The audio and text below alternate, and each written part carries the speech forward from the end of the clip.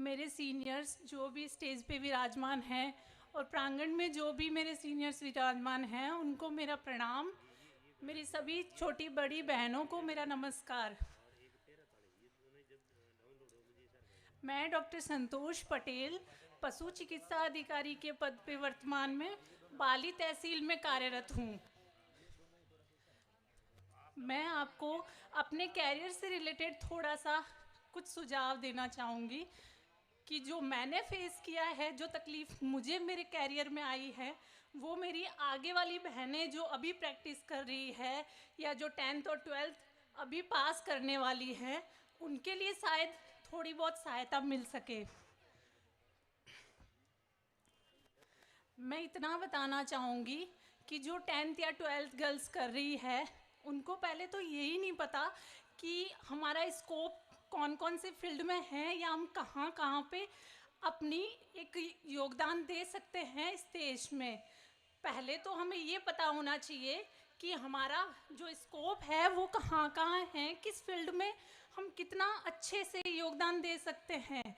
इसके लिए मैं इतना रिक्वेस्ट करना चाहूँगी, जो हमारे समाज के जो समाज दर्पण या जो भी जो महीने में जो निकलते हैं या रिलीज़ हो रहे हैं, कम से कम अपनी बहनों के लिए इतना होना चाहिए कि उनको ये इन्फॉर्मेशन पता चले एटलीस्ट समाज दर्पण के थ्रू कि हमें करना क्या है आगे।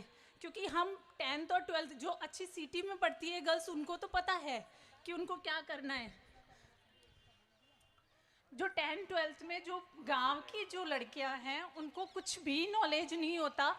वो अच्छा स्कोर भी कर लेती है, 10th भी पास कर लेती है, 12th भी अच्छे से निकाल लेती है, पर उनको ये नहीं पता होता कि हमारा करियर किस फील्ड में होना चाहिए या हमें क्या करना चाहिए।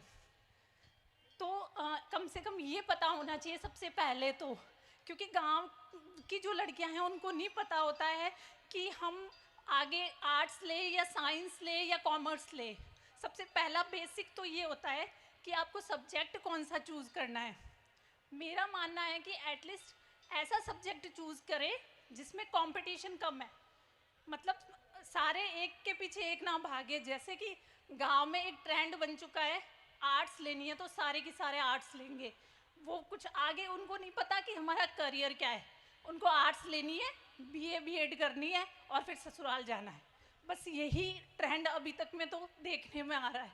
तो एटलीस्ट जो आप चूज़ कर रहे हैं, जैसे आपने अगर आर्ट्स भी ले ली है तो खाली बीए बीएड नहीं है, उसमें आप सिविल सर्विस में भी जा सकते हैं।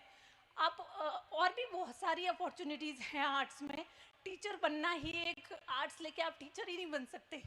एटलीस्ट ये फील्ड का नॉलेज जो है, मेरे सीनियर सिटीजन्स जो बैठे हैं उनको शायद मेरे से ज़्यादा पता है, उनको इसके बारे में इंफॉर्मेशन देनी चाहिए। और हमारे समाज दर्पण के माध्यम से भी जब जैसे 10th और 12th के रिजल्ट्स आते हैं, उसके बाद में 1 या 2 पेज में ये इन्फॉर्मेशन होनी चाहिए कि आगे करियर किस किस फील्ड में कितनी अपॉर्चुनिटी है, हम कितना कर सकते हैं अपने लेवल पे।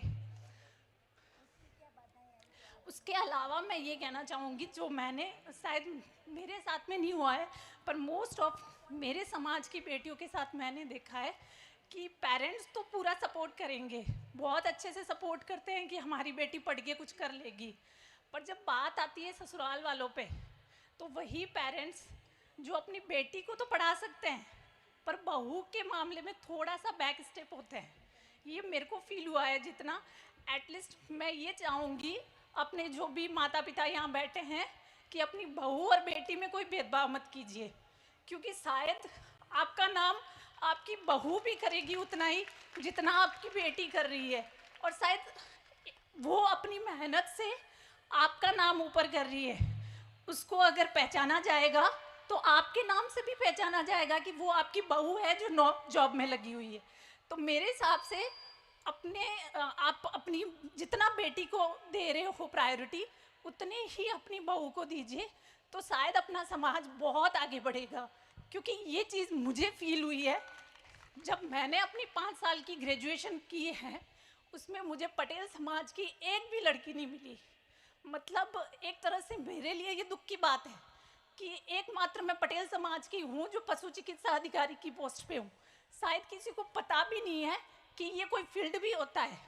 तो बस मैं यही चाहती हूँ कि एटलीस्ट सीनियर्स जो हैं वो ये इन्फॉर्मेशन एटलीस्ट फील्ड के बारे में ज़रूर बताएं, ताकि हमें पता चल सके कि क्या कहाँ कहाँ कौन से फील्ड में अपॉर्चुनिटीज़ हैं, ताकि हम आगे कुछ कर तो सकें। बेटियां पढ़ भी ली, 10th में अच्छे मार्क्स ले आए, 12th में अच्छे मार्क्स ले आए, पर उनको पता ही नहीं है कि हमारा करियर क्या है आगे, या हमें बीए बीएड करके टीचर के लिए बनना है, और उसमें इतना कंपटीशन है कि हम फेस भी नहीं कर पाते, क्योंकि हम अनफॉर्चुनेटली ओबीसी में आते हैं, और ओबीसी में वैसे ही बहुत ज़्यादा कंपटीशन है।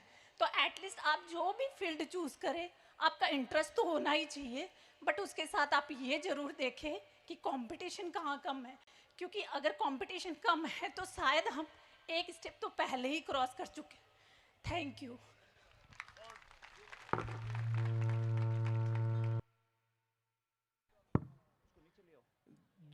जो भी जो भी बहनें बोल रही है, अपना ही समाज स्व जातीय और आपके लिए यह आराम से नेचे से बिल्कुल खुला दिल से, कोई टेंशन नहीं है, बोलना आवे नहीं आवे सीखने के लिए आए आप।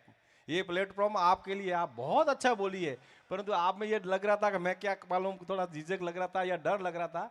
आपको डर बिल्कुल मारवाड़ी में बोलो, हिंदी में बोलो, बढ़िया बोलो, मौलिक विचार बोलो, जैसा आनंद आवे जैसा बोलो, हम बिल्कुल सुनने के लिए तैयार है। इसमें कोई योग्यता नहीं है, योग्यता वाले तो खूब बैठे हैं, आप आराम से बोलो।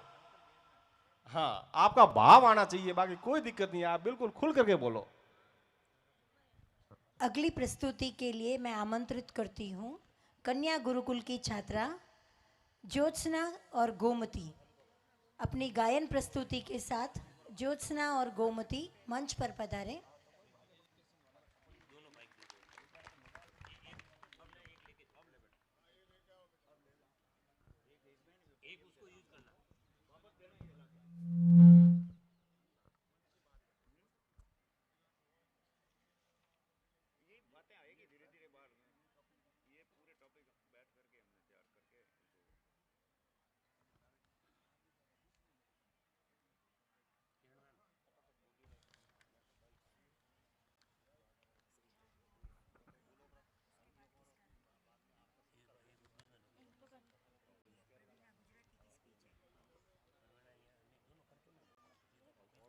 स्वरप्रदम माँ सरस्वती माँ के चरणों में मेरा कोटि कोटि वंदन।